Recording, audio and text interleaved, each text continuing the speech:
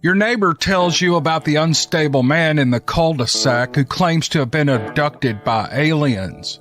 And then there's the woman in town who claims to see Bigfoot all the time. Your boss, who you greatly admire, confides in you that he has started speaking with his wife daily when he gets home from work. She died 8 years ago. It's hard to believe this stuff, and you write these stories off as overactive imaginations. Are these people seeking attention, or are they a bit unstable?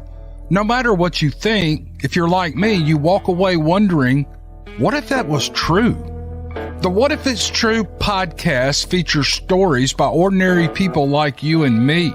Something has happened to them, something so strange they are in agony unless they tell others. My name is Cameron Buckner, and the What If It's True podcast is available at whatifitstruepodcast.com and on all available podcast apps.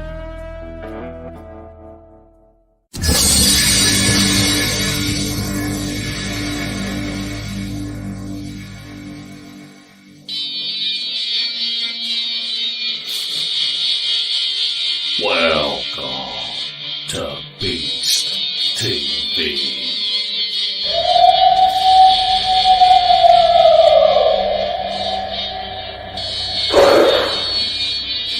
What was that? You better get a fresh dip and buckle up.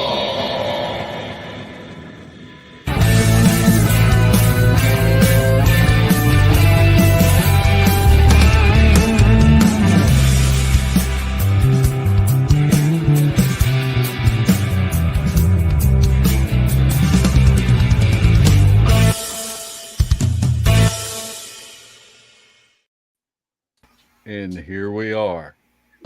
Welcome to Beast TV.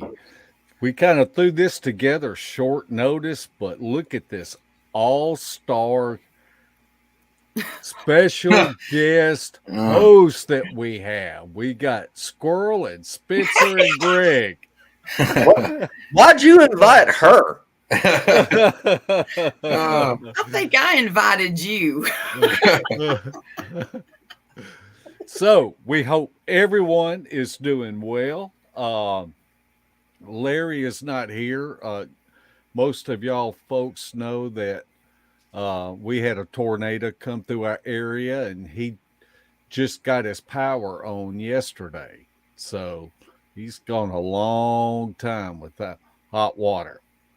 So he's gone a long time without playing those video games on his iPad. That's what he's done. Yeah, you know that is killing him. Call of Duty number 12 or whatever. Yeah. Man's got to have something to do. I just don't get to do that stuff.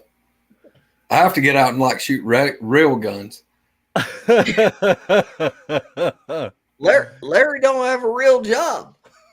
Oh my gosh. You're horrible. Greg, we appreciate you coming on tonight. We really do know that you worked to the very last minute. Well, I came through the door and turned the computer on like, 7 minutes ago. Yeah, spur of the moment. But that's all right. Y'all appreciate the invite. Anytime y'all want me to come, I'm proud to come. Appreciate it. Spencer, I see that you took off your house dress for tonight. I still got the plain wall behind me. Greg keeps telling me to put stripes on the wall so it looks like I'm in a damn jail cell. Well, you could drop the camera down a little bit. It wouldn't be so bad. You look about 2 foot tall. I only am about 2 foot tall. What are you saying? Misty, right. How are you doing tonight? I'm good. How are you? I'm well. Good. I bet you had a busy day. I did. I mowed. Worked on the mower. You've been working on that mower for some time now. This is a different mower. It's a piece of crap, just like the other one. Go ahead and tell them you tore the tiller up too. I broke the tiller. JR tells me I'm hard on stuff. I've been building a damn 30-foot by like 24-foot wide deck and everything out in the sun, and Squirrel stops in the middle of the day and texts me pictures, and she's like, "Oh yeah, I'm rebuilding the lawnmower." I'm like, I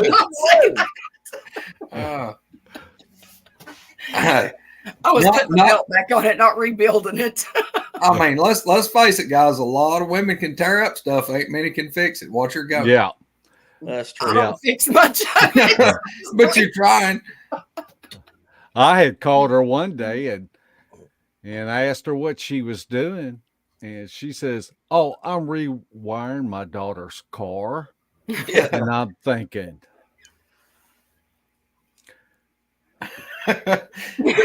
we know now why JR keeps you around. That's exactly what he says. So I still don't know why she needs a lawnmower. She walks around her yard eating all the damn stuff that grows in it. Yeah.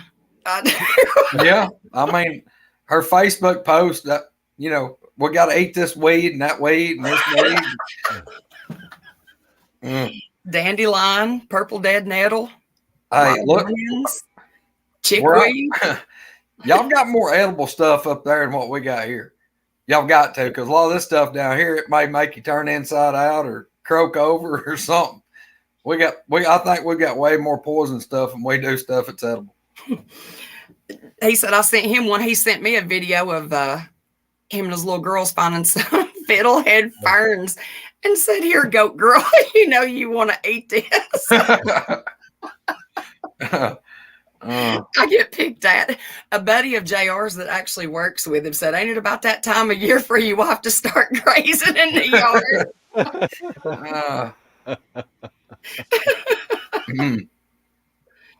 Yeah, I have to wait till it gets on out and we start getting blackberries and stuff like that. Yeah.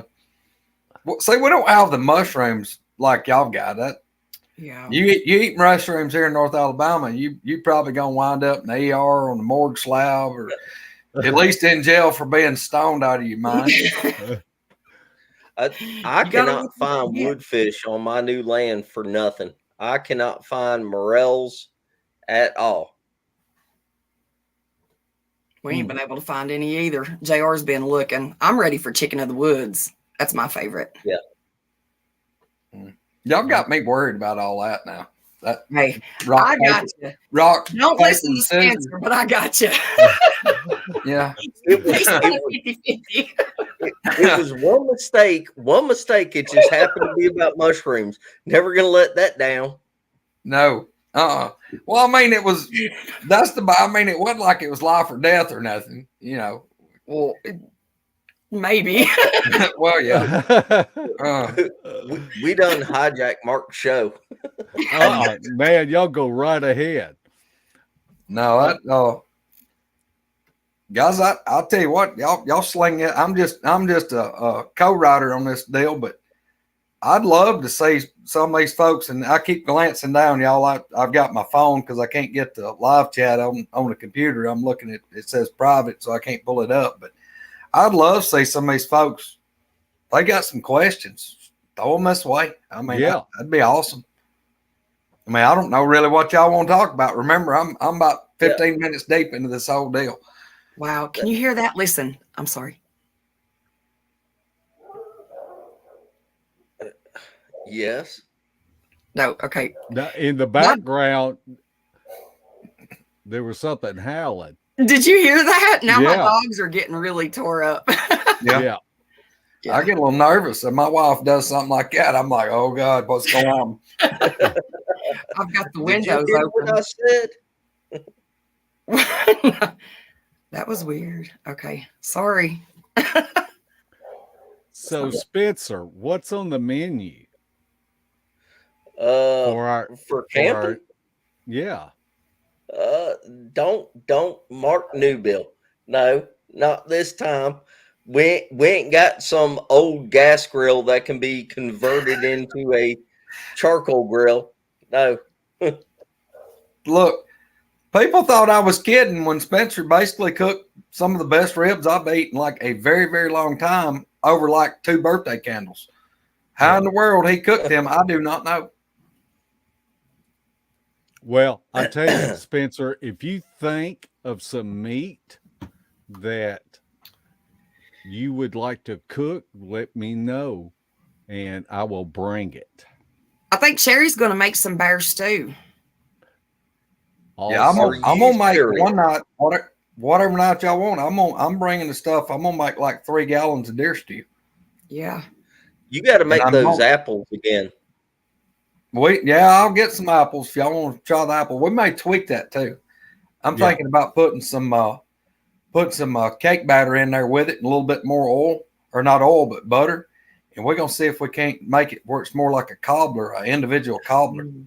All I know is I've never seen anybody hollow out an apple around a campfire and fill it and cook it like that.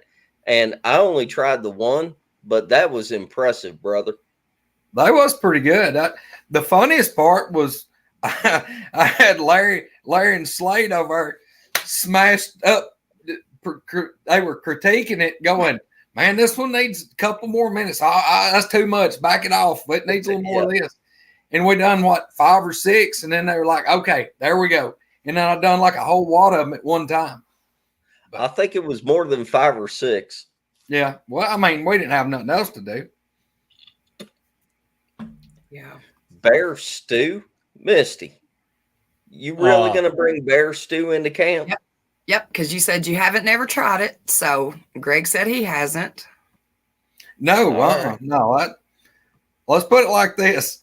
We don't have, up to a few years ago, as far as I know of, we didn't have any bear within probably 100 miles of here. And we've never been able to hunt bear in Alabama. It's so good. She makes really good stew. Yeah, it's yeah. Well, yeah, fantastic. Mark's tried it. Yeah, that's what she was going to make. Same thing. So Spencer keeps telling me that bear meat ain't Spencer don't know what he's talking about. Don't listen to Spencer. He just talks just to hear himself talking a lot of times. If I ain't gonna offend everybody, I'm gonna bring some cube deer tenderloin and probably some cube steak, and we'll fry some of them up too. I'll try it, but I make no promises. Oh my God. Let's do that. Look, Misty doesn't like deer and she likes bear. That's all you need to know right there. Yeah. But she'll try it. Good. I'll try the bear stew. You'll like it. Oh, it's good. It's good. And I'm really excited that Greg gets to meet Mr. Jim. And Mr. Jim is my buddy. That's Sherry's husband. And I can't wait. I can't wait. It's just like sitting around with your grandfather, listening to old coon hunting stories. That's how world problems are solved, sitting around campfire. Yep, listening to people that know more than you do because they've been around longer than you have. Yeah. I'm excited to sit around somebody that is not necessarily into the whole Bigfoot thing, while we're all there and everything, and every little noise we'll be going, "Oh, what was that?" And he's probably going to be like, "Oh, that was a coyote, or that was a cougar or a bobcat or whatnot." I want to sit around and get his side of everything on it. He won't say much. I see my friend Lanita ask a question. I'll just let y'all read it and comment on it. The question is, why are there Sasquatch faces in the bark of trees, then other times not there in the same tree? That's kind of new for me. Yeah, that's got me stumped too. I can't say that I've ever seen anything like that. I mean, I've seen how you pronounce it, a pareidolia or whatever, where you'd see something. But as far as like seeing it like that, I had never saw anything. Yeah. Different time of day, the way the light hits the leaves, or which direction it's coming from could make a difference too. That's a good point. Yeah, I don't know. Like I said, I've never saw anything like that myself. I will say, I mean, if you scroll through Facebook or YouTube much on the Bigfoot subject, there are a lot of people that post stuff that say, hey, this is a booger over here, that's face over there, this is eye shine or whatnot. I mean, in my opinion, I think you ought to have a little bit more to back it up. I mean, I would before I put it out there. But having said that, again, nobody is an expert.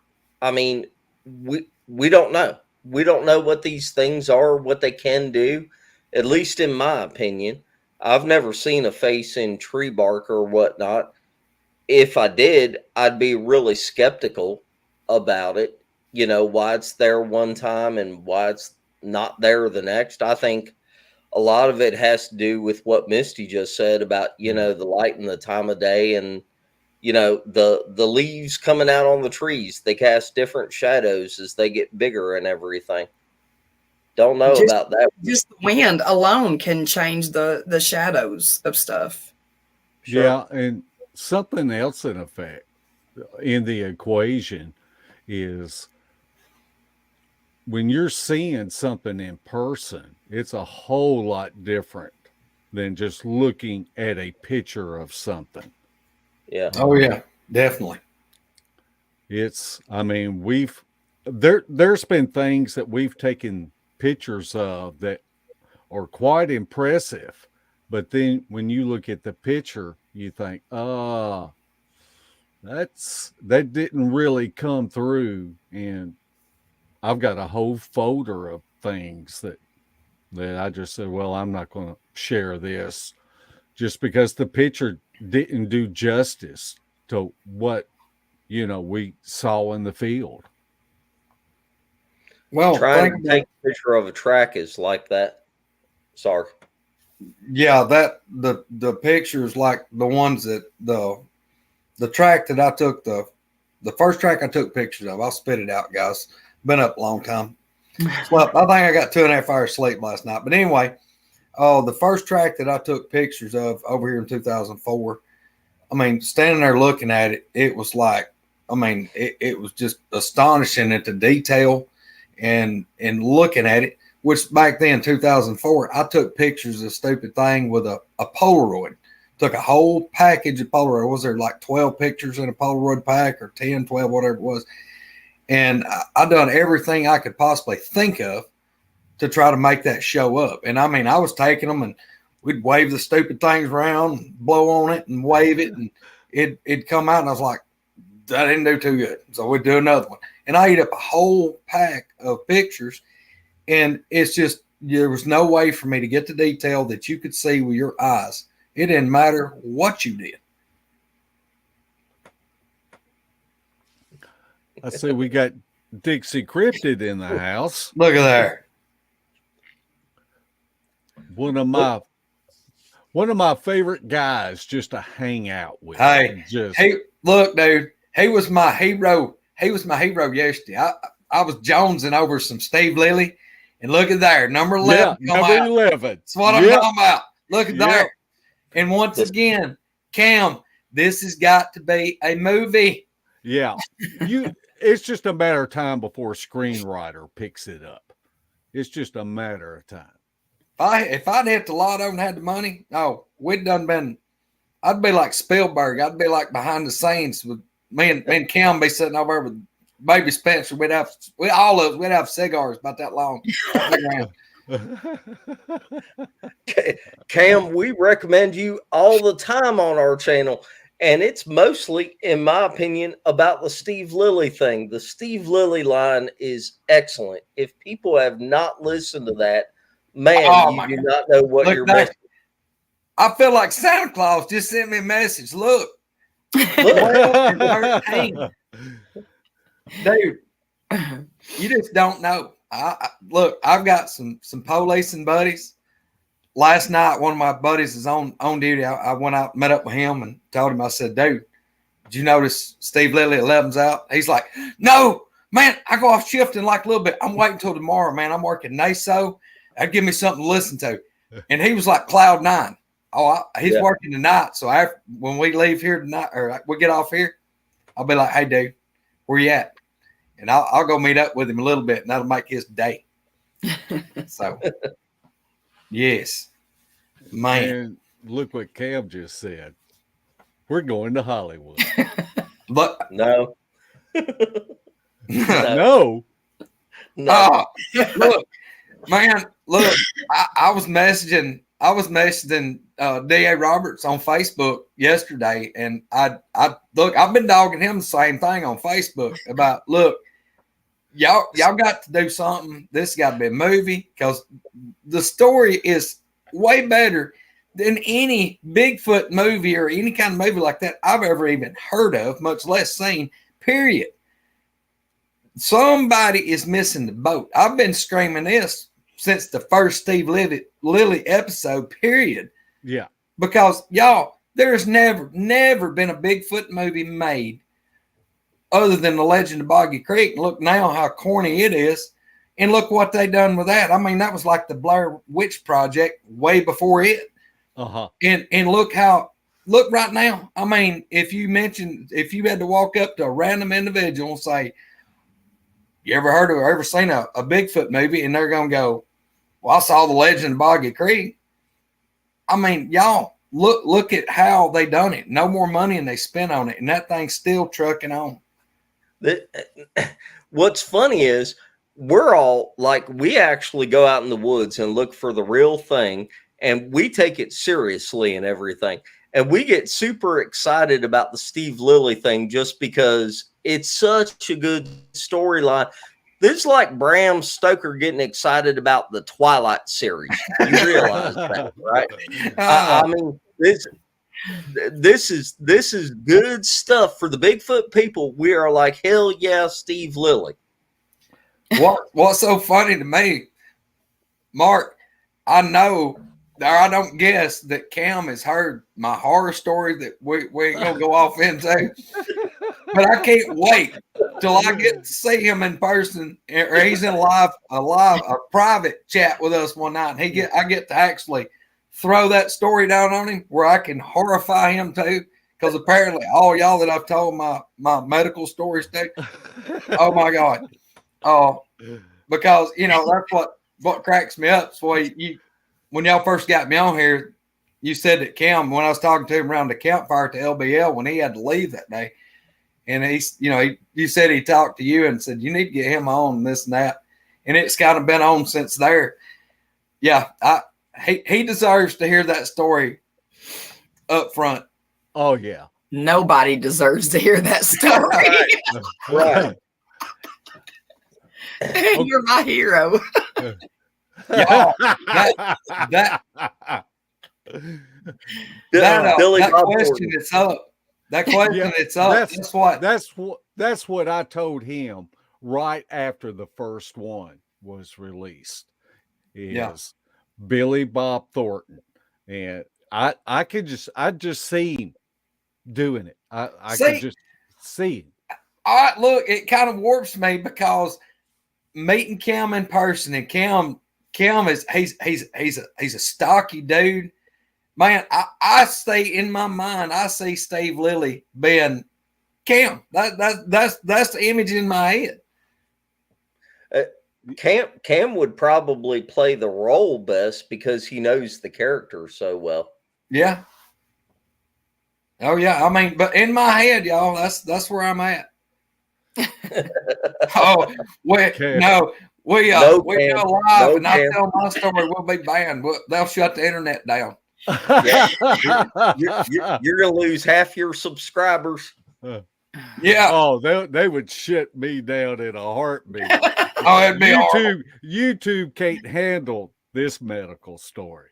Look, I've had buddies that's told me, said, "Look, dude, you'd blow Jeff Foxworthy out of the park." I'm like, "How you figure?" They said, "Well, it's the funniest thing we've ever heard, but it's also probably the scariest thing." Yeah. Ryan Reynolds would be pretty cool, but Ryan would have to put on. I say Ryan would have to put on some weight.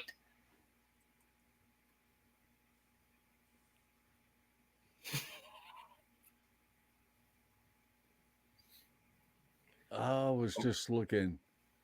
Gotta be Yeah. Debbie Jones. No, not Ryan Reynolds. Got to be a true country boy. I agree, Debbie. Yeah. I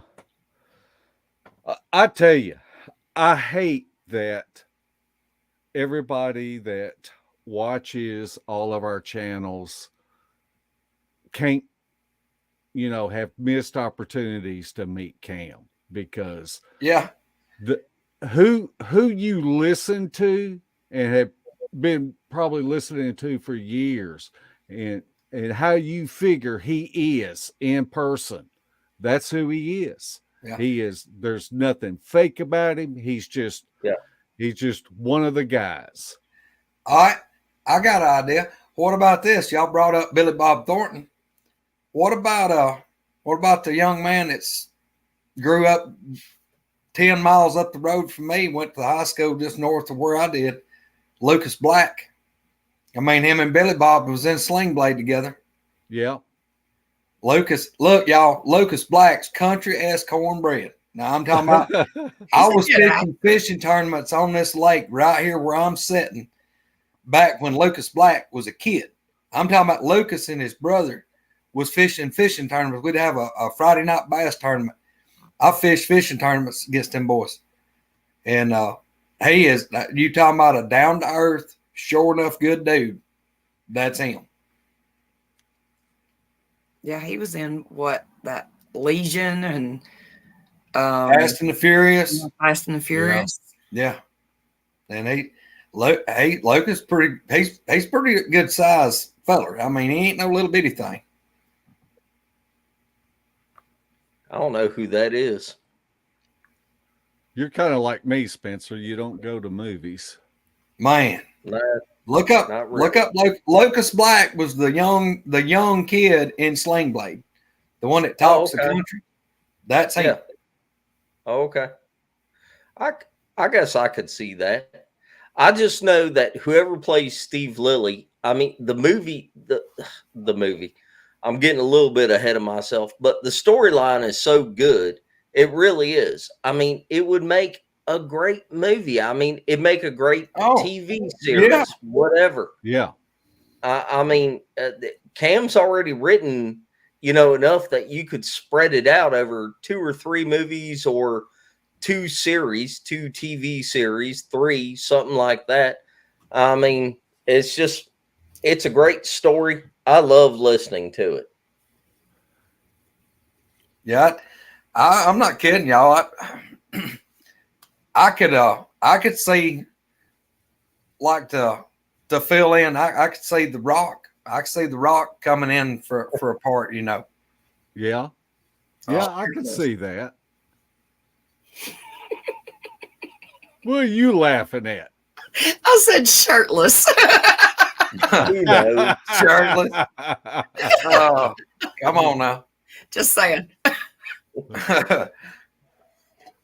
Yeah, I could see. No joke. I could see The Rock playing Hook's part. Oh yeah. Yeah.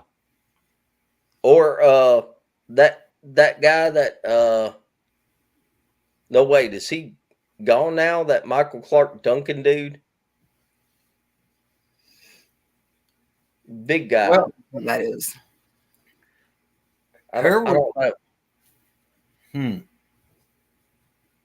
Y'all know who I'm talking about? I can't remember. Seemed like did he pass away? I don't know. The big guy from the Green Mile. I think he died.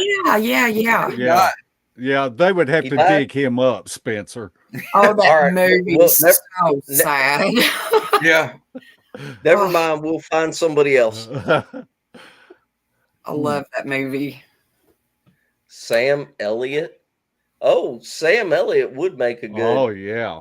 Yeah. He's getting too old. I love him to death, y'all, but now, come on. We ain't having Steve Lilly the nursing home years. Hey, but he could be Steve Lilly's dad. It could, yeah. You Harrison Ford is still doing Indiana Jones. Come on now. Yeah. Not that the movies are any good, but I've not seen it. I know he thinks we're kidding her, but I'm not. I'm serious as cancer eating a foot a minute. Now I'm talking about, look here, it would be a blockbuster, and that's what this needs. It needs a real, like a top shelf director and make an awesome movie. Oh my gosh, it would be so good. Well, speaking of real, I mean, we're getting ready to go out again and look for the real deal.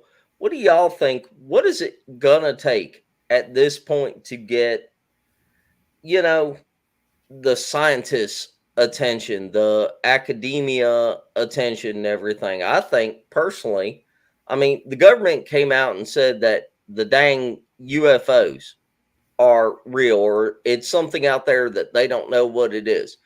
Nobody wants to pay attention to the Bigfoot thing. And there's so much evidence, anecdotal or otherwise, on the Bigfoot subject. I mean, it's just crazy that it's not getting more attention in the real world than what it is. Don't you think? Oh, I agree. I mean, it's still everybody looks at all us like we fruitcake, nuts, and everything else. And like I tell people all the time, I mean, people that are sure enough skeptic want to act goofy about it, want to poke fun and prod. I'm like, look, what do you want? What kind of person do you want to hear it from that they've had an encounter, that they've seen this? I mean, do you want a doctor, lawyer, Indian chief? You want a bank president? You want a judge? You want a federal judge, a circuit judge, a county judge? What do you want a preacher? Or, I mean, name the person that you want and that you trust, that you think that would be the most honest person that you can name, and I'll put 10 of them. It may take me a week, but I'll find 10 of them people. I'll tell you what, you pick 10 different professions of the people that you would trust. I mean, you want a cancer surgeon, you want a heart surgeon, you want a brain surgeon. I guarantee you, it wouldn't take us no time. You could have 10. They could mix and match. I mean, it'd be like a big grab at Hardee's. Y'all just pick whatever you want. We can find them people. And it's not going to be people that's smoking dope or drunk. It's going to be people that are respecting their community, that are going to tell you stories that, well, if they really sit down and open up, they'd have people scared to go in the woods, tell them what they've seen. Yeah. But, I mean, where are we going? I mean, how much more evidence do people want? I mean, it's too easy for them to laugh about it and to joke about it and go, oh, that ain't real. Because if they saw the crap that I've seen, they wouldn't be 1 out of 40 go back in the woods. Probably be less than that. So is it easier for them to shrug and laugh about it, and then they're not scared and it don't interrupt their life? I mean, I don't know. I don't know what the answer is. I think that if you could get some of those sidewalk spitters to go out in the woods with us at some of our places where we have a lot of activity, and be able to show them things in the daytime and let them scratch their head and try to figure out how a man could manipulate something, and then being able to go out at night and make calls and hear these responses and show them on the spectrogram. Hey, you hear this howl before the coyotes started up? See how the frequency signatures are different? You know, you may not even have to have a sighting, but I think that you could spook them into where they would be scratching their heads, and at least it would plant that seed and open that door. Oh yeah. But Mark, that goes back to look at the evidence that's legitimate evidence. The DNA that they've got nothing that matches. Nothing known matches this DNA that's been tested several times. And you've got all these people that deal with that, and they're going, yeah, it's coming back, not on file. Well, why is it not on file? I mean, why can't they explain it that way? For just about everything that they can say, well, you can't prove this, we can turn around and say, well, here's the evidence. How do you disprove our evidence? Yeah. So, I mean, it's from the hair samples, from the blood, the different things. And let's face it. Yeah, sure. If you had a good video, people, oh, well, where's the pictures? Where's the video? If you had just a picture or a video and it was really good, they're going to explain that away. They're going to say, well, it was doctored, it was this, it was that. So, I mean, and guys, really, I mean, my deal, I've got to where I'm not trying to prove anything to anybody. I look around and say, hey, this old dumb redneck down here in Alabama, I know more than all them people with all them little numbers and doctorates and all them letters behind their name that think they know everything. I'd love to have some of them people to have been in the woods with me over here. These things acting crazy. Yeah. Be like that my buddy Allen, be like he brought that boy up here. One was, you can't melt him down, put him back in these woods. I mean, it's been a running joke for several years. It's like, hey, dude, you gonna come hunt with us this year? And it's the same thing. Man, y'all crazy as hell. Nope. Y'all know what's over in them woods, and y'all keep going back. Y'all crazy. There's something wrong with y'all. He will not come back.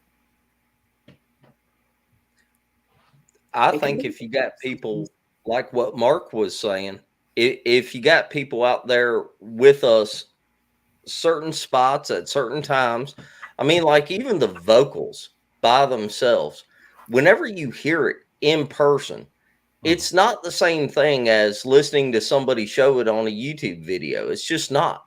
When you hear it in person, you stop and say, wait a minute, that ain't normal. That ain't the normal thing. I mean, when you find a track yourself in the middle of the woods and you're looking all around, you're way out there and you find something, you know, that right there, it confirms it to you. It's really hard to impress that on other people, you know, doing a YouTube video. I mean, there's just no way to explain that. But if enough people actually got off their butt and got out in the woods and actually started looking for these things, I think you would see a big shift in perspective. Mm-hmm.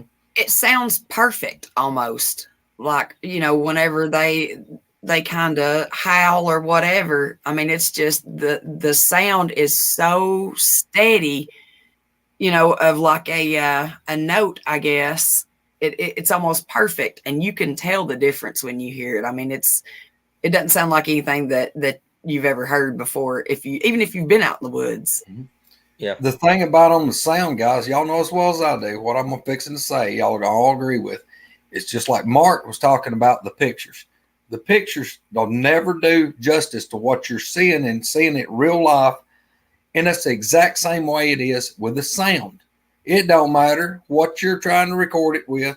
That sound will never sound like it does hearing it with your own ears. That's true.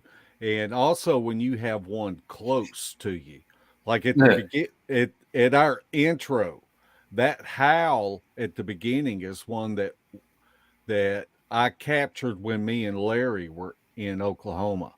And I'm going to tell you, if you was to put your hand on a tree, I feel like that you could have felt it in your hand. It was that loud, that guttural. It was like a lion roaring. Oh, that one right over here, a mile and a quarter from where I'm sitting, when the motorcycle had it all tore up. Y'all, it was like stepping out around the corner into a windstorm. When that thing would scream, it was like it would hit you. It was like, felt like your clothes was vibrating in the wind. It was like it vibrated through. And y'all, I don't care nothing about even being that. I don't want to be there myself again. No. That's all. Right then, that was as bad as I ever wanted to be somewhere different in all my life. Yeah. And that's because you could tell it was aggressive. And Oh, yeah. it was just pissed off with that motorcycle. And it's no telling what it would have done if the first person, first animal, first anything it saw. Well, that's what my biggest fear was, is that thing was going to go toward the river, and I was between it and the river. And if that thing had went 20, if it had came toward me 20 or so feet, it would have been an open, big hardwoods. But it was just in the thick part where the pine timber started. There's a bunch of honeysuckles and stuff growed up, and I couldn't see it. It was right there, but I mean, it was just another 20 feet. If it came 20 feet, it would have popped out in the hardwoods, and I was going to be the first thing that was out of place that wasn't supposed to be there. And y'all, I'm not kidding you. I done took my orange hat and stuffed it down in my jacket because everything else I had was full camo. But, you know, it's deer season, Alabama, or about anywhere you're hunting gun season, you've got to have orange. No, I done hid that orange hat. I was scared to death that orange hat was going to give me away. I done pulled that orange hat and stuffed it in my jacket. And I didn't know what was going to happen, but I knew it wasn't going to be good. So. The motorcycle story is my favorite story of yours. Yeah. Well, brother, I wish you'd been there. I wish you could have enjoyed all that goodness I did. I don't want to have been there. I just like hearing you tell it. Well, I'm not kidding. I've had people think they honest to God, they think I'm joking. And me and Al was laughing about it this weekend. I said, people think that we're kidding when we tell them that when the whole ordeal was done and we done got in the truck and we started out all the way up that Forest Service road back out to the main highway. And that's where we figured there's a pull off where that road turns off the main highway. That's where I figured the guy on the motorcycle was at when he was revving it up. But y'all, I swear to the good Lord, we absolutely both thought, because we talked about it driving it back out. I said, dude, we're going to get up here and there's going to be a motorcycle, the frame twisted, and that thing's going to be 20, 25 feet up in the tree. And there's probably going to be a dude with his arms and legs ripped off and the torso probably higher than that. I mean, honest to God, that's what I thought. I thought this dude done got snatched. He's going to be gone. Tore all to pieces, shredded, head popped off, something. I cannot explain the level of anger and rage that this thing was having. It was unreal. I mean, unreal. And it was breaking limbs. It was popping saplings. And I absolutely watched a dogwood. I'm talking about that dogwood was as big as a coffee can at the base. And I watched that tree just whip back and forth, and it was jerking. It'd pull over, and that thing had just whipped back and forth. It was unreal. I mean, I could not take my four-wheel drive pickup with a chain and jerk that tree and make it flip back and forth like it was moving. And that thing would scream, it roar, it'd do that bellow. Everybody's heard me say it. It's like a bellow, roar, scream, howl. It'd start real low and it would just ramp up and it'd go up and it'd higher pitch and higher pitch and higher pitch. And at the end, it would like it would snap when it quit. And it was like a whip cracking. It would just like pow at the end. Unreal. I can't, and y'all, the duration of the sound. This thing had to have, I mean, sound like lungs big as drums, like 55-gallon drums for lungs, because it just kept going. Mm. I hope we see one. Look, I'd love to see another one. I just want it to be a safe setting. I don't care nothing about it being between me and the truck and it being irate and tore up and pissed off. Horribly. Just one that's curious. Nervous if we wind up like hacking in or something like that, because I want to see one at 100 yards, walk right across the road in front of the truck, and then I can just turn around and go back home. Well, that's not going to happen. So it's going to be like when you when you're in your little hammock or something like that, and they can just grab you up like a little taco and take off. I want y'all to see one definitely. I'd love everybody to see one, but what I want somebody to see is to see one move like I've seen them move, and then that way they'll understand what everybody keeps saying, that they move. It's unreal how they do move, because I'm not playing when I say it looks like you've hit fast forward on a video. It's unreal. I'm talking about these things. There's nothing that big should be able to move that fast. I mean, it should not be possible in any way, shape, form, or fashion. I'm telling you, a bear is the same way. I ain't never seen nothing so graceful in my life, and get up a tree.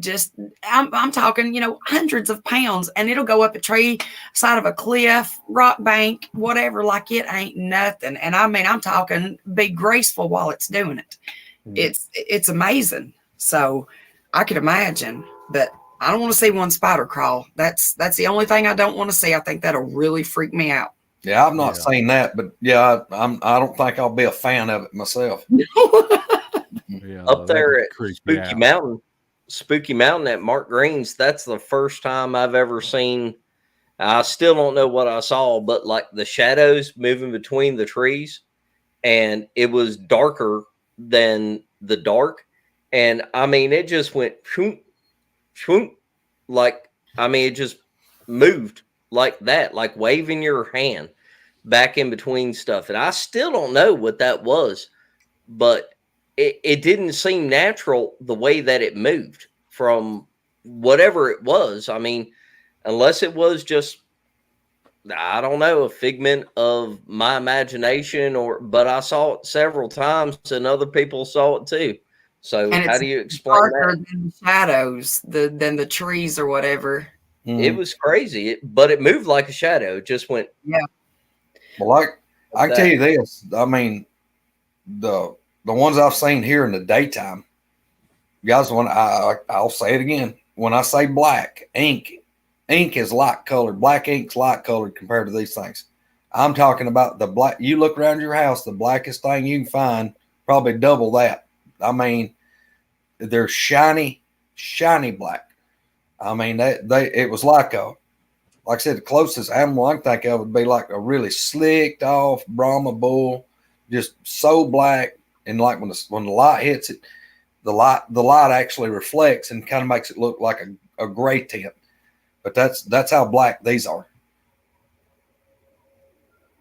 Yeah, that's the same thing. Whenever we were at LBL, when I told you I was seeing shadows move, and they were darker than just anything out there. I mean, you could just tell. You could see a figure going, like you said, Spencer, behind the trees, and they were moving from like behind us, going up to like trying to go around and surround us, and they were just blacker than anything that was even out there, and you could tell there was something out there and big. And you wasn't the only one that saw it. Yeah, no, Caitlin had seen eyeshine. What color eyeshine did y'all see? She said it was like a amber color.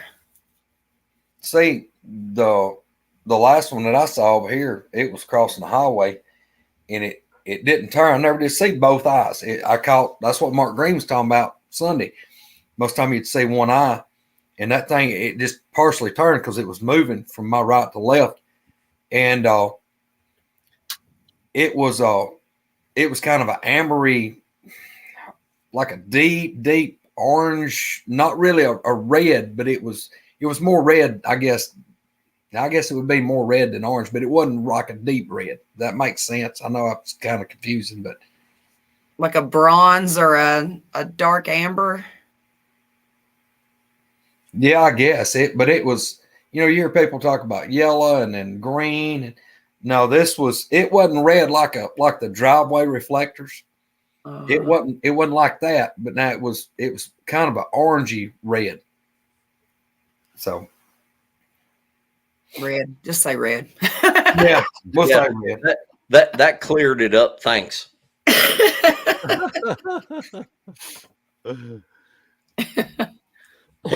You're being real nice to Misty tonight, Spencer. What? No, we're on your show. We G-rated it now. People need to tune in on Sundays, don't they? I get a break today. Spencer, talk to us about woodwalkers. Woodwalkers is Misty and I's show that we started how long ago? I don't know, 4 months, something like that. Maybe. I don't know. She don't pay no attention. 14 weeks ago. Yeah, it has to be. Or no, I think we've missed a week or two. Oh, so no, it's probably like 15, 16 weeks ago.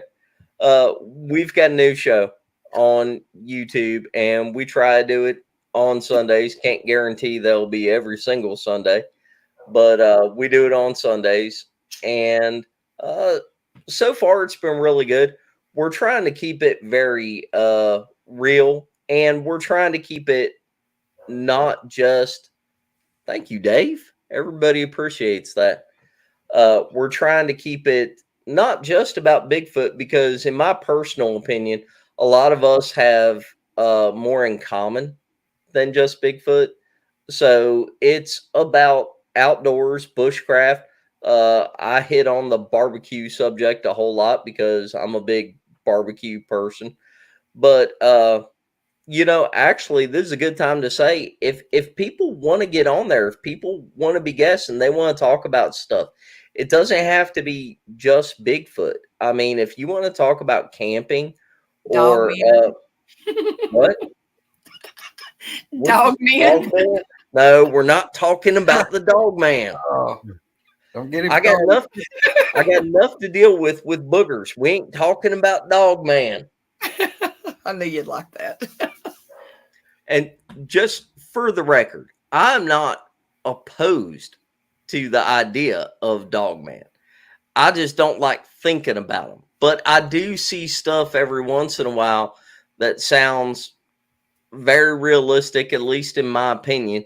And I will post it, and everybody's like, oh my gosh, Spencer posted something about Dogman. That's because I'm like, I heard it or listened to it or whatnot, and I'm like, man, that just creeps me out because I think it's real. And I've heard people that I really trust very much tell me about Dogman stuff. And thank you, Jeff. Glad to see you're feeling better, by the way. I've heard people that I really trust tell me stuff about Dogman, and now it's just got me all kinds of weirded out. I do not want to think about that. Yeah, we're going to say one of those too. Oh my gosh. I don't care nothing about none of that now. Yeah, see? Mm-mm. Greg, I'm with you. Yeah. Be like the movie Jaws when they said we're gonna need a bigger boat. It's gonna be like, hey, we're gonna need a bigger gun. We're gonna need a bigger gun. I'm gonna need to be somewhere else. Breaking kneecap, and we're that's good. what it is, Spencer. See there? Look, she's not worried about her having to outrun a dog man. She's just worried about outrunning you. Yes. See, look, I was being nice tonight. And we ain't doing anything this Sunday because it's Easter, which Misty reminded me of today. I already had guests scheduled and everything. I was like, hey, wait, can we put this off? I'm sorry. I forgot it was Easter. He's missed the boat. We could have been showing people how to build a fire to boil eggs to make, and dye them. Misty could have got some flowers and made the dye. We've been saying. Yeah, we could do that. I can even run out to the barn and, get some eggs. You got the eggs. Wait, hold on. Cam. No, Cam has started doing some Dogman stuff here lately. And I even skip over some of that. I try to listen to it, but Cam's voice, I'm just all lulled in and ready to listen to a good story and everything. And I try to listen to it, and then he creeps me out because he gets all serious and everything. I'm like, no, I'm not listening to your Dogman stuff, Cam. No. I'll still recommend your channel, but stop doing Dogman stuff. No. Man, back on that. I wish Steve Harvey was a little more muscular. I could see him being Lewis Shanks. We're gonna go straight back to Steve Lilly, ain't we? Look here, that's what Misty. You see it. Look, I'm squirrel free now. Y'all got heard me around, but this whole time we're talking, I've still been going. Louis Shanks, who can it? And I can't. Steve Harvey, kind of, yeah. Steve Harvey. And we got another one coming tomorrow. Man, I'm telling you, I feel like I got my holiday present. Look here, we'll get 3 episodes right here at Easter. Cam done made everybody's day. I'm off tomorrow. I'm gonna be waiting about 8 o'clock in the morning my time. I'll start looking. Cam, get it out early. But hey, look, here's the deal. Let me go ahead and be fair. I'm gonna be fair and honest. And I do. Yeah, I cannot express how much I do love the Steve Lilly every episode. Love them all. But I also equally love Cam's, just him reading people's stories and stuff. Y'all, I love it. I mean, it's awesome. Awesome. I mean, I got to throw that down because here it's great. I mean that his voice. I tell all y'all guys, I don't sleep. The older I get, and then I hurt where I broke my leg. I'm sleeping 2.5, 3 hours a night. I sit right over here at the man cave in this recliner because I can't sleep in the bed right now. Still, since October hardly. I'm just hurting. Nearly every night I go to sleep and I'm listening. Got Cam up there and I got it turned down. And I'm going, yep. Okay, I've done heard this and I know what's going to happen, but I'm still listening to it again. So it's just over and over. So that's usually that's what I'm listening to. Some of the episodes I listen to every day. I mean, it just I can't get enough of it. Which there again, anybody that's got into this stuff, especially if you've seen them or you've had an encounter, you go to listening to those encounters that get read off, and it's just you can't hear enough of it. I mean, it's just it'll absolutely consume you. Yeah. Shelley Reed should read stories off. She's got a good voice. Shelley has a good voice. Tall girl. The first time I met Cam in person, just listening to him talk to people, I just sat there and didn't say anything, which is hard to believe. But I didn't say anything for the first hour or so, just listening to him talk, because I'm like, oh my gosh, this is like listening to a YouTube story all over again. That romance was growing, wasn't it? That's it. and then I made him coffee and I had him hooked. Oh yeah, you No doubt. showed him with that coffee. Replaced Anthony. And guys, look, that Cam's a prime example of somebody that I would love to have an awesome encounter or sighting, because this end of his life is hearing all these stories and stuff. Somebody like him is the guy that I really wish could have a good sighting, see one, across the pasture, day, night, something.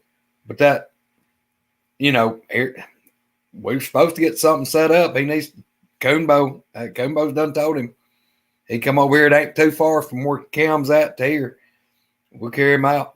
We may see something. We may not. We may hear something. We may not. But he's going to have to come over here and go footing with us. Give us an update on Coonbo, Greg. Well, I talked to him yesterday. I hadn't talked to him today. I feel like horrible because I didn't call him. I got busy working and didn't get to talk to him. But he's doing a lot better. I mean, he's like they've got him doing some type of super duper therapy, and they've got the pieces of bone that were pressing on the nerve have kind of backed out. And guys, look, I'm going to tell you, I'm a believer that probably a lot of these folks that's been praying for him. Yeah. I'll chalk that up to more than the therapy, and he will too. But anyway, he's doing a lot better. He was talking about, I told him I was going to come on that, not this weekend, but next, up there with Eric and them. And he told me, he said, "You're going where?" I said, "Daniel Boone." He's like, "Who's going?" I told him. He said, "Well, I'm doing good enough. I may just bring my camper up there if I can get Sandy to go." Okay, whatever. And he said, "I'm going to call Eric." So he told me that this was a few days ago. Well, then I talked to him yesterday. I said, "What are you doing?" He said, "I'm going to the hospital." I'm like, "What have you done now?" "Well, it ain't me." I said, "What's going on?" "Well, apparently Sandy had went out on her porch and she's got this, what is that? Belgian Malinois. Yeah, Malinois. A lot of folks, like he said, call them a Maligator. They'll attack everything. So anyway, that thing came running out the door, slammed into her, and Sandy's she's not no heavy lady anyway. I mean, she's tall, she's real slim, but I reckon that dog like slammed into her and like tumbled her down the steps, and she hit her arm and I think bruised some ribs and hit her head real hard on something. And when I talked to him last, they were going to do a CT scan, so they thought she may have a concussion.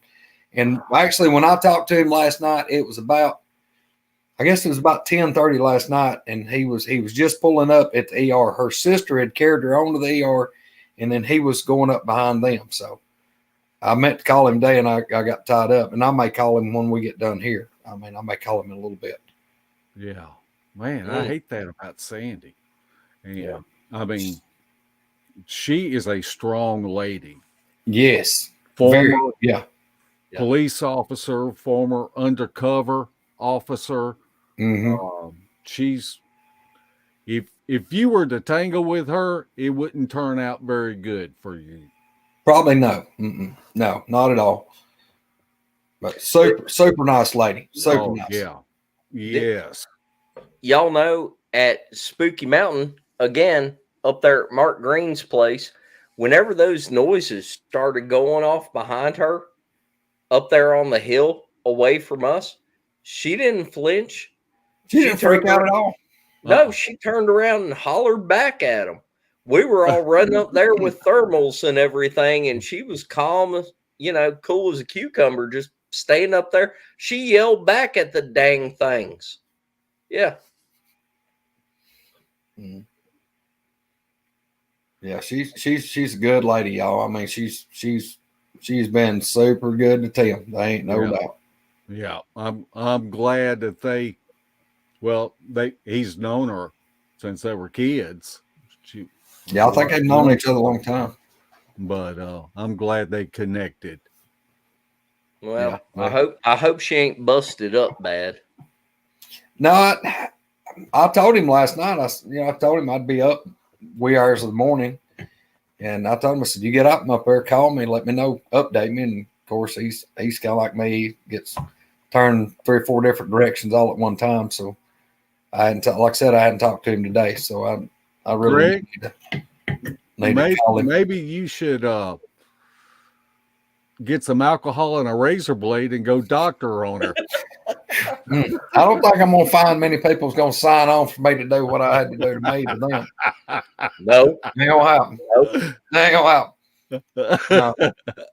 I can't. I got a buddy that got a gun store about 20 miles from here, and I told him that story 5-6 years ago. I mean, most of the time I didn't just go around just telling everybody, it has to be a proper setting before I share that. I told him, and this guy, he's like probably 59, 60 years old then.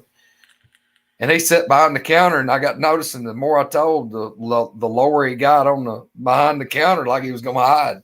And he just shook his head, and he just had his arms folded up. I thought, is he going to suck his thumb in a minute or what? He just like he was going to cry. And now every time I go in there, if there's somebody in there that hadn't heard the story, he's like, hey, tell him what happened to you. Tell him what happened to you. And I'm like, nah, I better don't. No, they don't want to hear it. And he's like, just tell him. I'm like, no. And I told y'all I'm going to start carrying, get a lawyer to draw up a waiver. I can have people to sign it if it causes PTSD or nightmares or anything that I shall not be held responsible. But yeah. And I told you, I've lived a vivid life. I've suffered a lot of injuries in my life. I've broke my back in 3 places, and I've had 33 broken bones. And you need to drink some more milk. I grew up on a farm. We drank plenty of milk. We drank the high octane stuff. But I just played hard. I'm just accident prone. I mean, I've been hit by lightning twice. So it wasn't all my fault. I didn't feel like.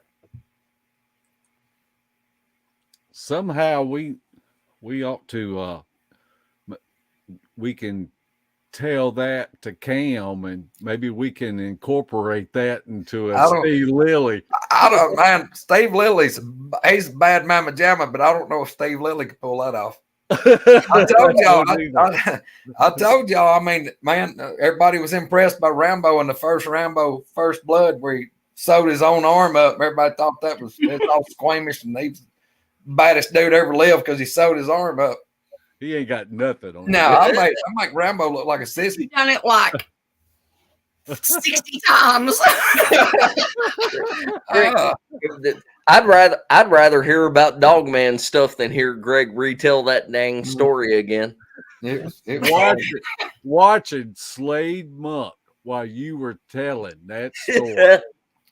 It was bad. It was bad when we was around the camp. We heard it live, and then when we went back on and had the episode where we was doing, just a Slade. He's like, man, if you tell it again, I'm out. I'm gone. He meant it. He meant it. Yeah, he did. He wasn't playing. He wasn't gonna listen to it again. Yeah, I mean. You know, and like I said, I've lived an eventful life. I mean, hey, if you can't have fun, ain't no need in being around. Yeah. But, well, you know, and like coming up, we're getting ready to go out in the woods again, right? And I mean, really, in all honesty, I hope something happens. And, you know, sometimes it does, a lot of times it doesn't. But just being able to hang out in the woods with my friends and everything, that's really what it's all about. I could go without hearing any more of Greg's stories, but that's really what it's all about. It's just being out there and hanging out and having a good time. And we hope something happens. And we go look for stuff while we're out there. But but now look, Spencer, you're gonna have to get your first aid kit with a double-edged razor blade, a bottle of alcohol, and you got to have some kitchen matches. You got to have those matches. You know, this is going to go down in history. Misty's going to strike the match. And that works for more than one thing. That little back ticks out too. This is going to be like. Did you tell your husband about? Did you at least let him hear the tick story? No, I should have. We're gonna have campfire tests from now on, where everybody stands 10 foot away from a match and tries to blow it out. Yeah. But now look, you got to be. You heard of the old. You got to have some skin in the game. Yeah, that's a motivator, brother. That skin's tender. If Anthony comes, I think we should take a bet on who catches herself on fire first. Oh yes. Or at least burns off facial hair. Hey, look, Misty, I wish, out of all the things that I wish somebody had videoed, I wish they had videoed the incredible flaming one serving cast iron skillet or pot that he had. That's about as small a Dutch oven as you're ever gonna find. That's like one that ought to come with like a little pack of cookies to make at Christmas. Easy bake oven. Yeah. Yes. I told you it was the little type cast iron version. When he took the lid off that thing and there was green swirling smoke, I ain't no fireman or anything, but even I knew something was wrong with that picture. Yeah. And Greg, and I did. I looked. I'm standing right across from him, and I looked down, and he like got something. And he moves the lid, and it was just this little plume of greenish smoke whirling. And I said, "That's exactly what it looks like right before it ignites," and it goes woof. And I thought his eyebrows, I full expected him to be like blistered and eyebrows gone. And Slade and Larry and Mark and them are just like fell over on the ground rolling. Because I'm not kidding. As soon as it left my mouth and hit their ears, it went woof. Just like that. Boom. Golly. But hey, y'all, anybody ain't ever been around a campfire at one of these, y'all got to go. That's all I can tell you. Y'all just don't know what you're missing. That's twice out of 2 times in the last 2 trips, I guess. Twice out of 2 Yeah, lost out of the last 2 trips. Hey, Misty, if it's scary though. I knew what you're talking about. Yeah, he. That's right, Greg. You get me. I'm glad somebody does. We're on that cripple wavelength. Yeah, that's right. He had that daggum. What the freak? Oh, was that it? grill. That grill. Yes, but the gas tank. Remember when he started spewing out gas? Yeah, and he tried to unscrew the gas tank while it was on fire. Hey, did he turn it off? And they tried to, what are you doing? That thing's a neutron bomb about to go off in the middle of camp. You're holding it upside down, and it's just gas going everywhere. Yeah. Spencer, So Spencer's always the guy trying to start fire, and Anthony's the one that you need to have put out. Yeah, you put them together, they might actually get a fire going. That's just uncalled for. And the times I have gotten a fire going, Mark Newbill is the one that puts it out to cook his steaks. And there was snow. It looked like 2 feet deep out there. It rained for everything 5 wet. days. Well, guys, I'm excited about next weekend. I mean, I think we're gonna have a big time. Maybe we're gonna do great. Some excitement. Yeah. Mhm. We can shoot. We can take you up there and show you where Cam Buckner filmed the trackways film. There again, guys. That right there. That was one of the very best deals for putting legitimate people doing research in a great light. Yeah, because it showed what goes on. I mean, it wasn't spin the ball this way, spin the ball that way.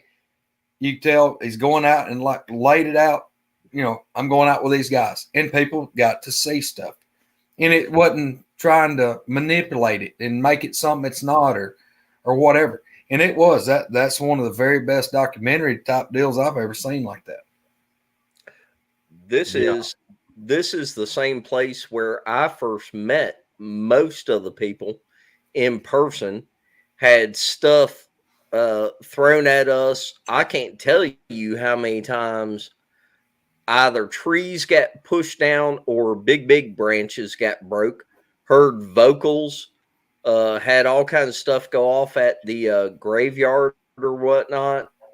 yeah. This is a surrounded at the graveyard. location. Yeah, I mean, I think so. Stuff was being thrown from both sides. I mean, it was that part right there. Whenever I was driving down there to meet everybody, part of me was going, "This is crazy." You know, probably half these people are crazy. And then going up to the graveyard, I was like, "Oh my gosh, I ain't going to be spooked by a graveyard, just because it's a graveyard." And then all this stuff happened at once. And I'm going to tell you what, my 6.5-hour ride home, that went by in what felt like 30 or 40 minutes, because all I could keep thinking was, there ain't no dang way that just happened. There ain't no way. Larry's got audio of me going, "Was that another tree getting pushed down?" And he's laughing. And in my head at that time, I was like, "You're crazy." Hey, but I mean, this is a good spot. When it's active, it's active. It's a good spot. And Eric and Kane have had multiple experiences in this area. I think Mark and Larry have been there a lot of the times with Eric and Kane. I've been there a few of them. It's a really good spot. Unfortunately, there are a lot of dogman encounters right in that area too. So I'm not looking forward to that, but it's an active spot. If we hike in, are you going to hike in and spend the night? Yeah, woman, I have before. Well, I didn't know. I was just wondering. In a tarp in the middle of a blizzard. That's when Mark knocked the fire out to make his steak. Yeah, I'm good to go. Calm it down, squirrel. Well, we'll see when you get there then, because the only thing I'm worried about is everybody being on Team Squirrel. You don't have to worry about that. They already are. I wish them T-shirts were going to be ready. Me too. I knew that was coming. Oh Lord. I'm working on it. Well, actually, not yet, but Sherry's working on getting the stuff so we can work on it. She got a Cricut machine. We're going to try to make them. Yeah, you get one that's about this big that says Team Misty on it all across the back. A black one with big old neon orange letters. What you need to learn how to crochet and make Spencer a sweater. I ain't trying to work that hard. Look at Mark Green stirring up comments over there. We hang steak on you for the dog man. Thank you, Mark. You're supposed to be on my side. There's got to be somebody on Team Spence. There's got to be somebody. I'm going to wait till we start hiking in. I'm going to put some kind of doe urine or something on it. So. Ready to go first and squirt him as he's walking. Make sure they're after you. Yeah. Hey, do y'all want to hear something weird? Just so we can keep up with it, because I think I talked about it on our show either this past weekend or the weekend before. So my cooler went down a couple weeks ago. My freezer in the basement went down, and I had all these hams and turkeys in there. Quiet, Gary. Quiet. You done lost Gary. When you lost Gary. I lost Gary a month ago when this whole thing started. But anyway, Billy, Greg, Mark. I lost everybody. Even Greg is Team Misty now. My husband. Yeah, me and JR, we're like that. But whatever. I understand the reason he's on my side, because I know you. He has to Anyway, me. my freezer went down, and I had all these hams and turkeys in there, right? So they're gone now. They already thawed. Yes, Jerry, somebody's going to have to. Look, Mark Me or Eric's going to throw him in a backpack and run Mark, with him. Are you going to let me tell the story or not? Mark, you've lost it. The show they wrote. Yeah. A little electric scooter riding around. Mark, now you know what I experienced. The show's just off the tracks. You have no control anymore. Okay, I want to hear about the hams and turkeys. No, you don't. No, you don't. Nobody cares. I know. 3 times now. 3 times the hams have been taken from in front of the camera, and nothing. The camera doesn't capture it. The camera captures a squirrel walking across in front of it.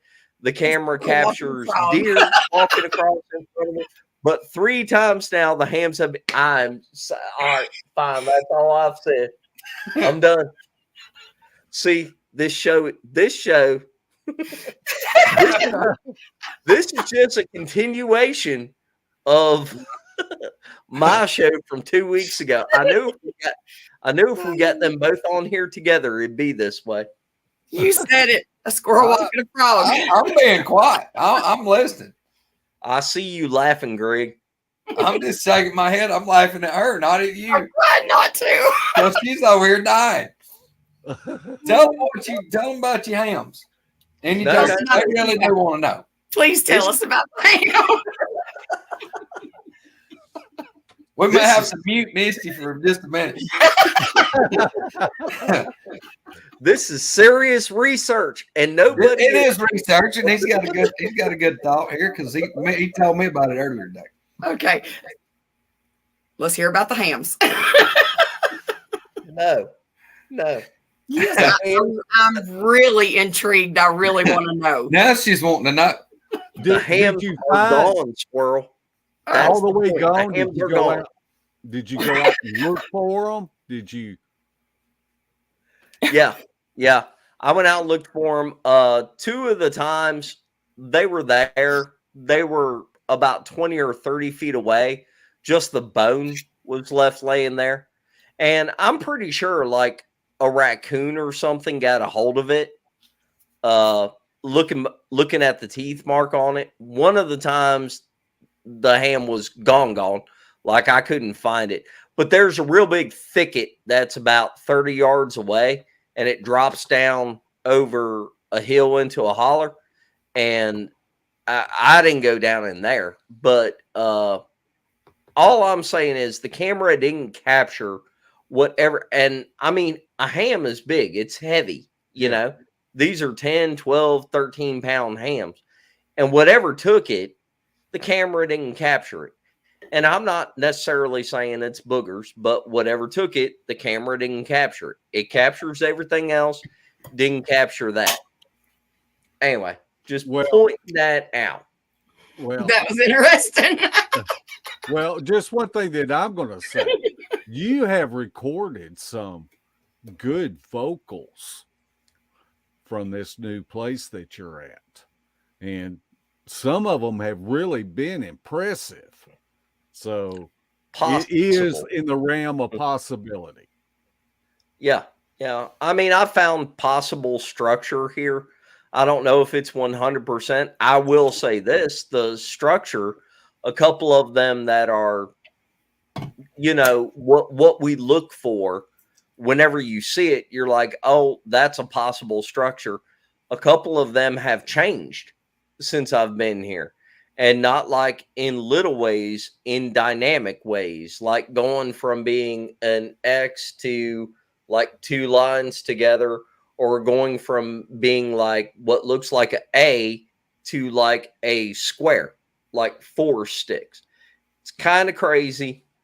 I haven't seen what did it. I'm not saying what it is, but I mean, it's possible. So in the past year, in a little over a year, I've been in Kentucky, Tennessee, Georgia, Alabama, North Carolina, and everything I do around here. And a lot of the stuff I've seen, it's repeating itself in different areas. Like a lot of the structures or the weird kind of, you know, like battery drainage or stuff like that. I mean, I'm seeing it in a large amount of area. So, I mean, I'm out there, I'm trying. I don't have anything definite, but I'm looking, I'm trying. I just don't want to see Dogman.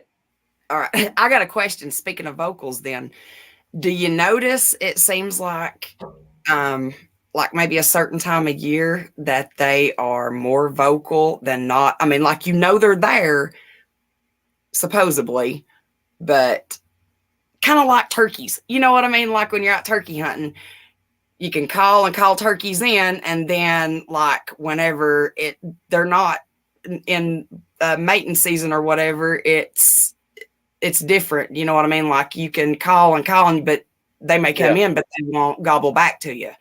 Do you ever notice a difference in that? Because I've kind of noticed that it seems like when we go out, certain times of the year, they're way more vocal, but you know there's stuff there, but they're not, you don't get the same reactions with the same things that you do all the time. If that makes any sense. It does. Yeah. That makes a lot of sense. Yeah, exactly. Yeah. It does. Kind of like what Kane Michaels, where he, you know, he's out there living with them, and there's just sometimes they're not around, and sometimes, you know, all kind of activity going on. It's almost like they are easily agitated at certain times of the year versus others. You know, like the other times of the year, they don't care about you. Maybe they'll respond, maybe they won't, but there are certain times of the year that, you know, they're there and they are not necessarily aggressive, but whatever, they're more interactive at those times of the year. And I mean, who knows? Maybe it's mating season. Maybe it's, you know, they're about to have the kids. Who knows? But yeah, there definitely seems to be. You know, it could be a food source that's coming in. Yeah. You know, we had talked about that, like, because bears and stuff like that are starting to come out of hibernation. Well, you also, it's the time of year for babies to be born, you know, baby chicks, rabbits, goats, you name it. I mean, cows, livestock's being born right now. So is that why? I mean, are they being more aggressive because they're having babies or because they're trying to get fattened up to have their babies?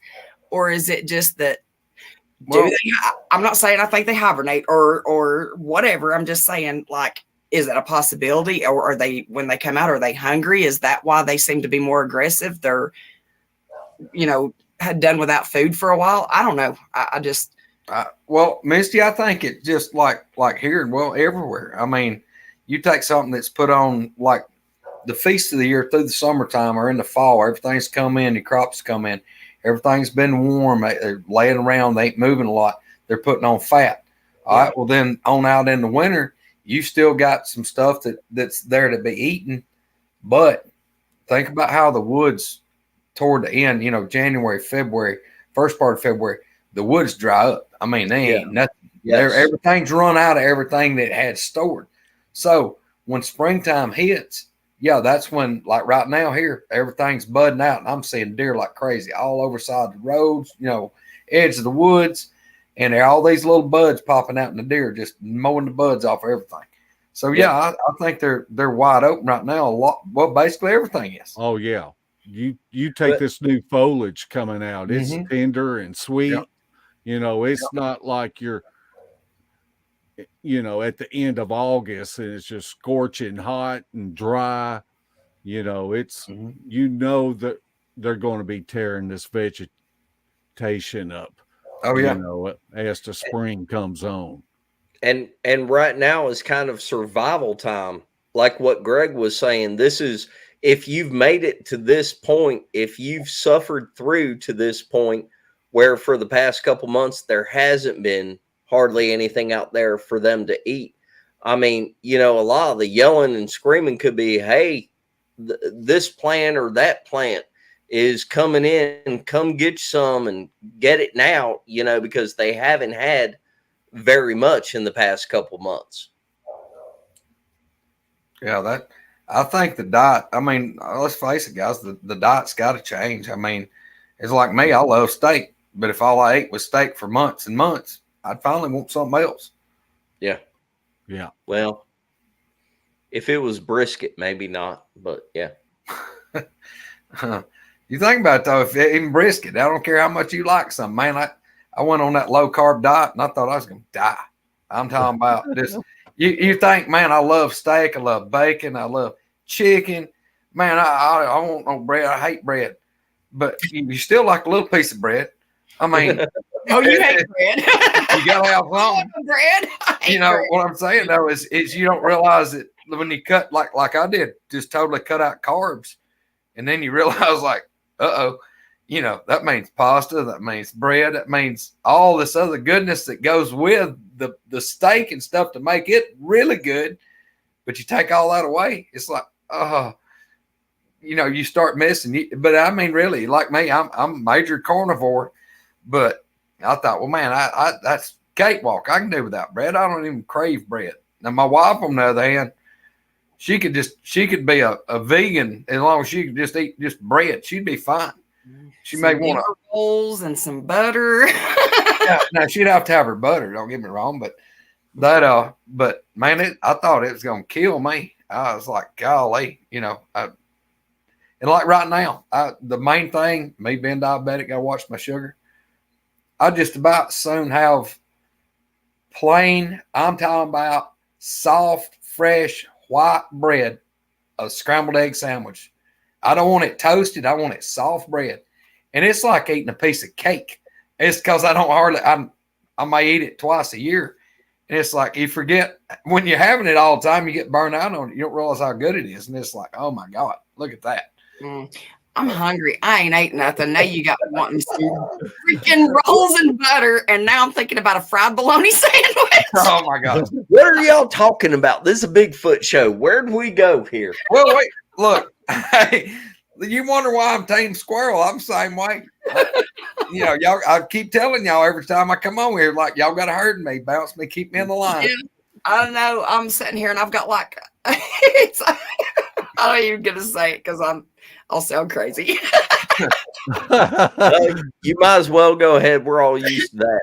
No, me and Greg's done talked about this. Like I may be saying one thing, but like in my mind, I'm hearing so many other conversations. Yeah. Y'all should see her on Sundays when she's completely unhinged. Hey, we can focus thoughts about, like, you remember those little things, those sprinklers that kids had, that water wiggle, it would just spray everywhere. Yeah, that's how I focus my thoughts a lot of times. Y'all just got Misty, what they're gonna have to do is catch another gear and keep up. They just gotta think faster. Gotta keep up. It's everybody else's fault. They got to catch another gear to keep up. JR's like, if you tell me a story, say every bit of it. He's like, what you're thinking in your head, I can't hear that. He said, you got to speak it all out.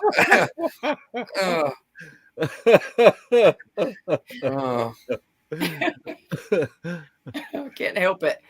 Oh, like I said, that's how I knew I found my people. I have a lady that speaks Spanish, and and I can't understand her. She tells me stuff, but it is what it is. All about how you use it. You got to use the redneck sign language. It's not a proper language, but you throw enough motion to it, people are to understand. Yeah, there's her and this British guy, and like they give me.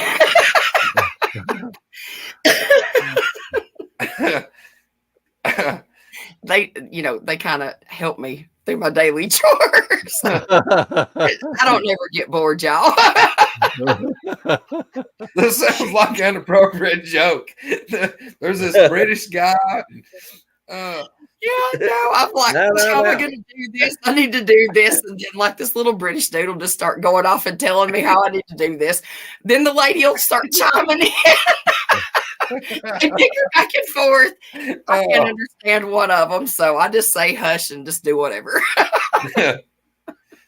This is Mark's channel. You can only go so far. Easy. Calm it down, squirrel. Sad thing is, I'm not lying.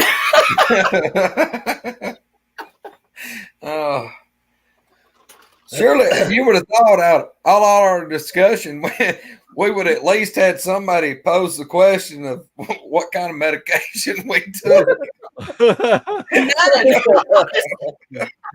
It's funny we're talking about that. I just got a text from Bradley Hatcher asking what we were on. See, we're part psychic. I'm trying, I'm telling you. Well, guys, we're over an hour and a half into this, so I guess we need to wrap up and let Misty go eat. And, Greg, give us some final thoughts. Final thoughts. Wow. Always carry This just hit me like y'all remember on Saturday Night Live. They used to have that deep thoughts with Jack Handy. Yeah. Oh my gosh, this may not be good, Mark.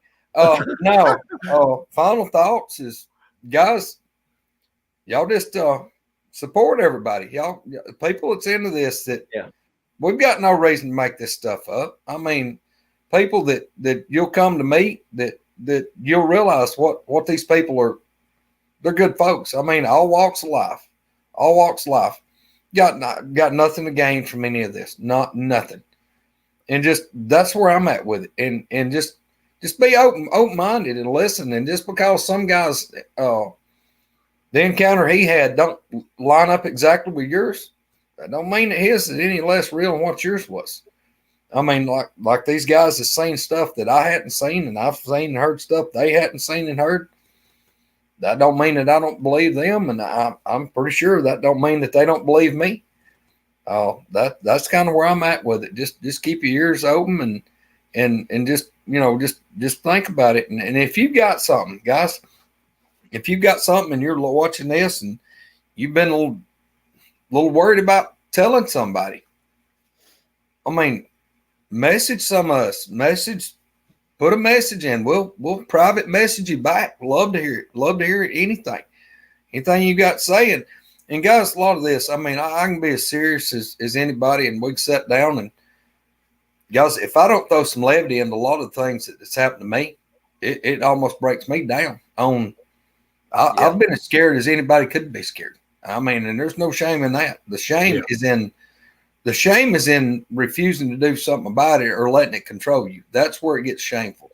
If you let it take you over and you're scared to go back in the woods, or you're scared to go do this, or let the fear that these things can put into you take away something that you love. Like me, I grew up hunting and fishing, and they're not going to run me out of these woods. Now, there's been times I didn't think I was going to make it back, but I keep going. I keep going back. My buddy Alan, me and him go back over here. We hunted this year. I had a real great year. Killed three great bucks. They're not going to run me off. I mean, I've kind of made peace with them, and or it seems that way, but I still don't trust the things. I mean, these folks right here, these other three folks on the screen talking about balling off in the woods and, walking there 3 miles and, camp under a poncho. No. This old boy right here going to be pretty close to the vehicle. Now, I'll go off, a couple of 100 yards daytime or even at night, but I'm armed. I'm armed heavily. I ain't real crazy about it. And the first time that I think there's something happening, yeah, I'm gonna be one of the first dudes getting back to the truck. Yeah, I don't. I've got no trust in them. I really don't. I don't trust them. I mean, like I said, they haven't done anything belligerent or crazy in a while with me, but I still don't trust them. And I still believe that there's the boogers here are different than the boogers 50, 100 miles away. These boogers over here is different than ones 300 miles that way, north, south. You don't know what group. You don't know. I mean, like me, I could have dealings with these that it's been benign for several years now, or for a few years. We may go somewhere, and what if we go up to where one's been kicked out of a troop? What if one's been sick for a while? It's coming in. Let's say before all this stuff started budding out, you've had one that was halfway crippled up. The troop kicked him out, and he's going kind of hungry. You don't know what they're going to do. What if one gets rabies? If they can get rabies, I don't know. What if something's wrong with him? What if he got hit by a car and he's about half crippled up and he's been about to starve to death? You don't know what it's to me. Let's just go back and we'll use the term because I think it's more than an animal, but they're still a wild animal. I think they think like people, or I don't know. It just, be careful, guys. That's what I want to stress to everybody. Try to use some sound judgment. If you're going to go out, try to go out not by yourself. Go out with people. If you can get hooked up with a group, somebody that's a little experienced, go with them. Get your feet under you, then go on. But guys, I just want everybody to be safe. If we're going to put somebody out of business, writing books and having TV shows, I hope it's the David Pilatus. Yeah, that's the guy that I'm going to say go out of business, because I don't want anybody to wind up on the missing 411. Yeah. Right. Yeah. Spencer's Misty, what's your final thoughts? I think Spencer's going to get eaten when we go. Oh my God. Or made one of them's girlfriend.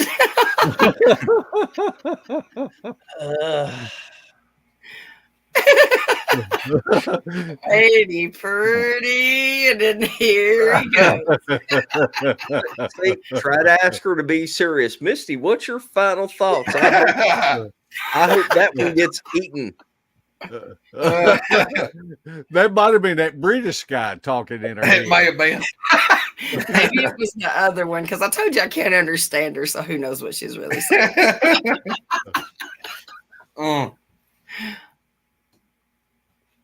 Is that it? Thoughts. Final thoughts?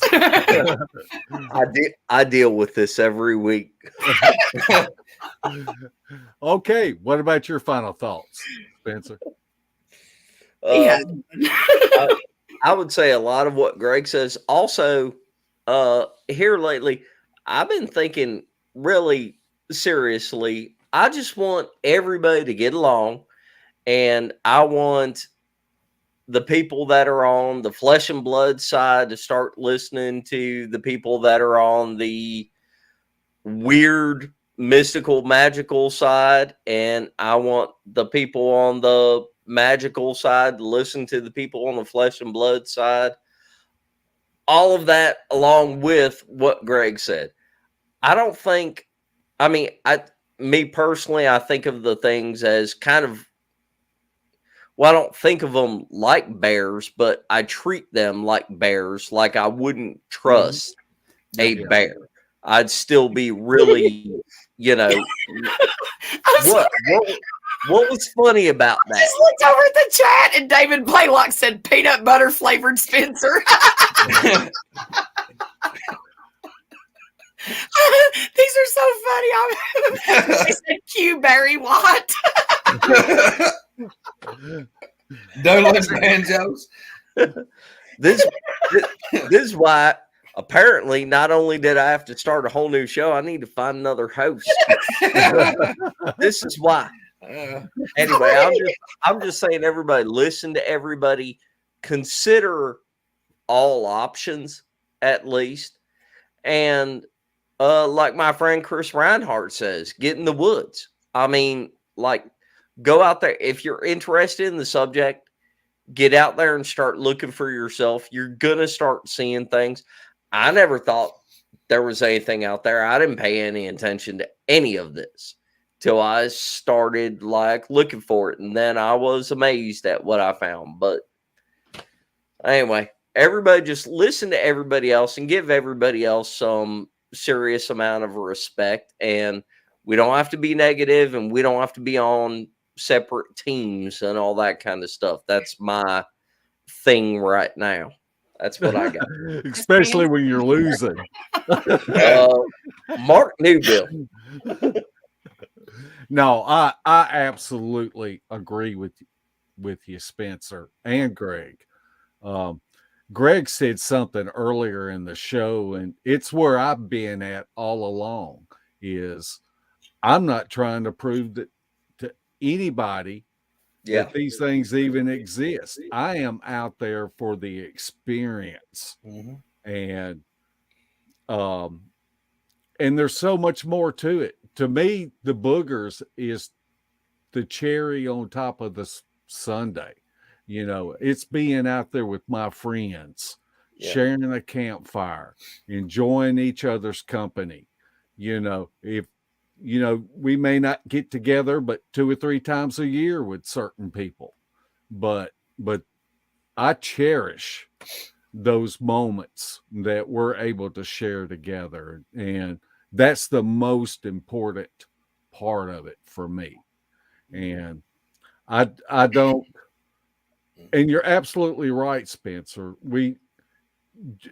I've seen people that they believe 99% of the same theories, but that 1%, they will go to hating on somebody and try to destroy that person because of that 1% that they think is different. And it does this community absolutely no good. And there's groups and people in groups, and we know who they are.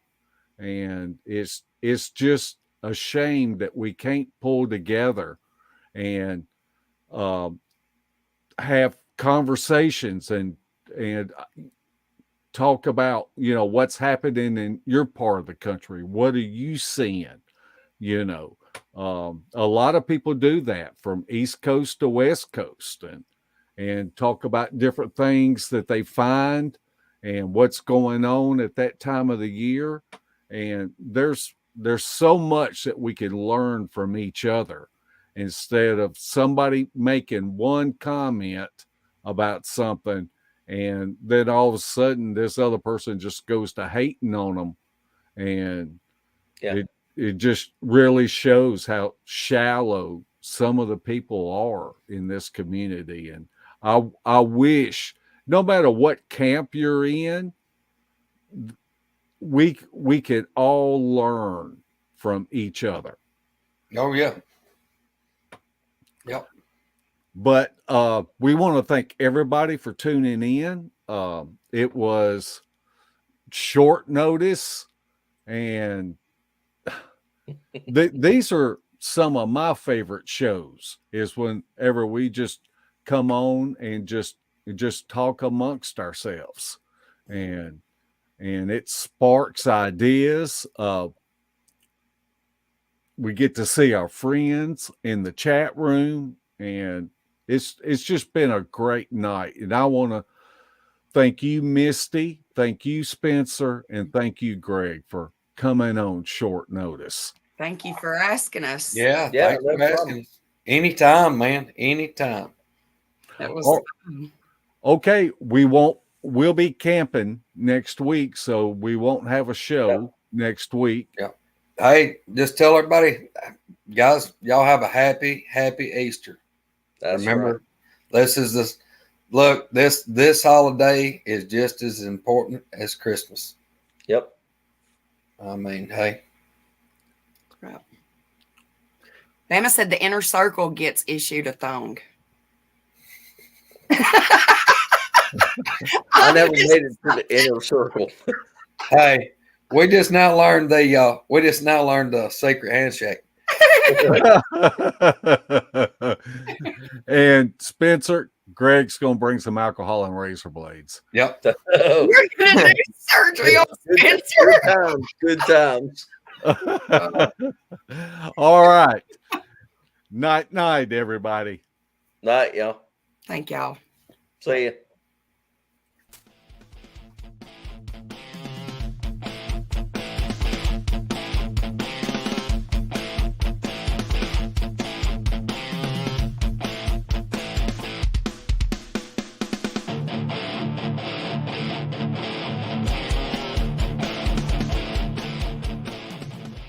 If you would like to support Beast TV, check out our gear.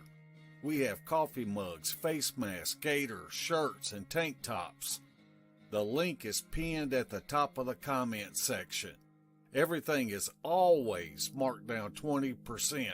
So come check out our junk.